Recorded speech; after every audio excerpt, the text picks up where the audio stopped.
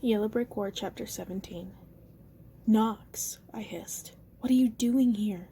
You can't use magic, Amy. There's no way you can fight the Gnome King by yourself. Did Mombi send you? He didn't answer. His eyes on the Gnome King, which made me think he had come here on his own. I had no idea what the consequences were for a witch who disobeyed Quadrant orders, but I was guessing Gert, Glamora, and Mombi wouldn't be too happy with Nox's solo mission. The Gnome King was obviously enjoying the moment. Do you really think you can protect her against me, little boy? Your magic barely works here. You're weak and far from home. I urge you to let the matter rest. I have no wish to do harm to your friend. The way he stressed the word clearly indicated that he guessed Nox and I had feelings for each other, and that he found it funny. This isn't a game, he said in a low voice. I knew what Nox was doing. After all, he trained me. He was testing the Gnome King's defenses, looking for a weakness, but the Gnome King had already said his magic didn't work like ours. Amy, who are these people? What happened to Assistant Principal Scranton? Shit, I forgot about Dustin. He was still in the hallway. Dustin, I mean it, get out of here, I hissed. I'm not going to just leave you. I can take care of myself. He didn't budge. Go call the police, I yelled. There was nothing a Kansas cop could do to stop a creature like the Gnome King, but at least it would get Dustin out of harm's way. I'm not leaving you, he repeated. Just do it. The Gnome King lunged forward, reaching out his long, thin fingers for me. Amy, Nox shouted. I see. I ducked under the Gnome King's arms, my own training kicking in as I somersaulted across the hallway and landed in a crouch next to the display case. But the Gnome King hadn't been coming for me at all. He'd been coming for Nox, who threw up a quick shield that the Gnome King batted away as if it was made of cobwebs. This matter does not concern you, child, he said evenly. If you wish to leave, you will leave us now. I am not a child, Nox said grimly. He raised glowing hands, tendrils of fire licking among his fingers, and condensing into a ball of flame in his palms. The Gnome King laughed. That same awful, sinister laughter that slid into my skull like a knife blade. I howled with pain, clapping my hands to my ears. Nox was doubled over too, tongues of fire dripping harmlessly off his fingers. I had to get us out of here. We couldn't possibly fight off the Gnome King if I didn't have magic. I had no doubt he'd kill Nox if he got in the way of whatever the king wanted with me. Could be worse, I thought. At least he's not into glitter.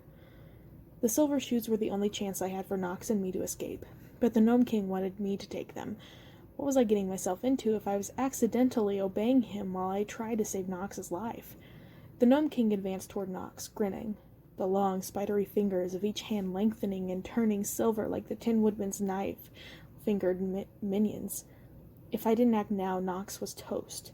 I pulled off my sweatshirt, wrapped it twice around my arm, and brought my elbow down to the glass diorama case with all my strength. Pain blazed up my arm, and for a second I thought I'd been dumb enough to break my arm instead of the glass. But a long, satisfying crack had appeared on the glass case. One more blow, and the case shattered. Behind me, Nox and the Gnome King were circling each other, the Gnome King moving easily and Nox's movements tight with anxiety. The Gnome King was toying with him like a cat batting a mouse around before she kills it. But at least his sick little game was keeping Nox alive for the moment. Amy, Nox gasped. What are you doing? Trying to save your life, I'm sure, said the Gnome King, sounding bored. I can't imagine why she'd bother. You don't really seem like a guy who knows much about friends, I snarled, grabbing the Dorothy figurine out of the shards of broken glass. As soon as I touched the shoes, I could feel the magic running through them like an electric current. It began to glow with a gentle warm light that filled the hallway. Dustin, Nox, and the Gnome King froze. The shoes grew in my hands like one of those little sponge animals you soak in water until they looked exactly the right size for my feet. I kicked off my sneakers and slipped the shoes over my feet. Very good, Amy, the Nox King purred. At the exact moment, Dustin yelled, Amy, no, it has to be a trap. I wasn't an idiot. The possibility had already occurred to me. But I didn't know what other choices we had. I had to get Nox and Dustin to safety before the Gnome King killed them both. But something incredible was happening. As soon as I put the shoes on, they began to change. The soles thickened, and the thin silk fabric covered with dozens of hand-sewn sequins crept up my ankles. Silver laces threaded themselves through polished silver grommets. Dorothy's magic shoes had turned into a pair of diamond-studded leather combat boots, and they fit me better than any shoe I'd ever owned. I couldn't describe the feeling of wearing them. It was like being hugged by an old dear friend. Everything's going to be just fine, the shoes seemed to sigh. Their gentle presence filled from my toes to the top of my head. I held my hands up and saw they glowed with the same beautiful silver light that had come through from the shoes. I could feel the magic flowing through my body as though I was a hollow log in a clear stream. It was calm, calmer than I'd ever been.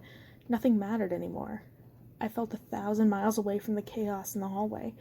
I knew if I asked them, the shoes would take me anywhere I wanted, and I knew where I wanted to go.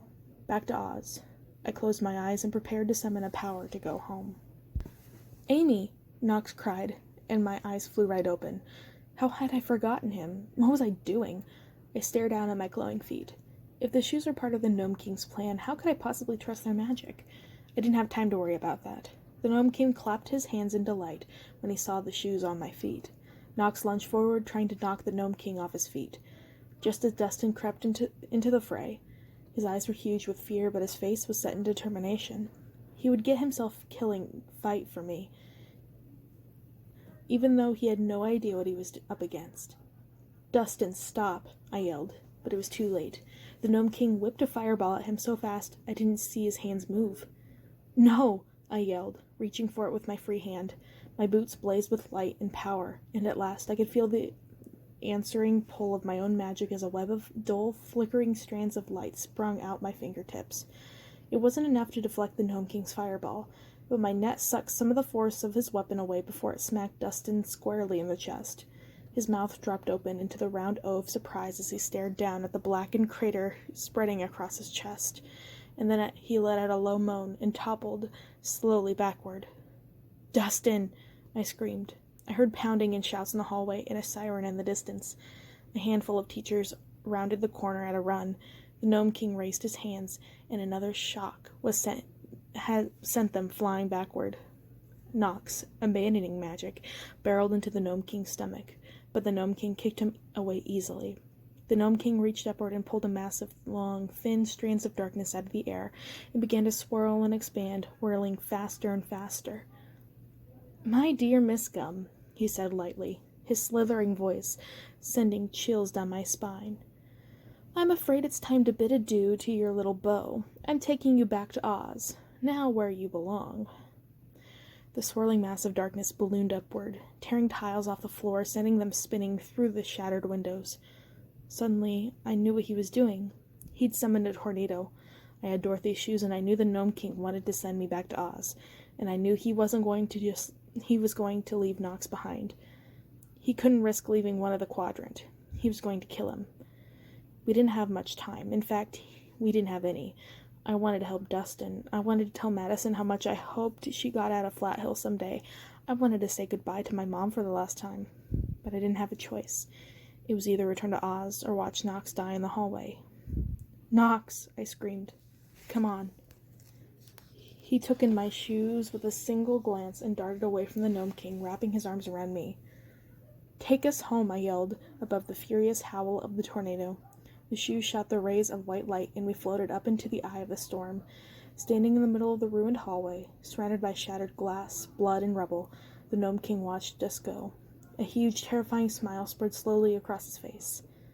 "I'll see you very soon, Miss Gum," his awful voice sliced into my head, and then the tornado had us, and everything went dark.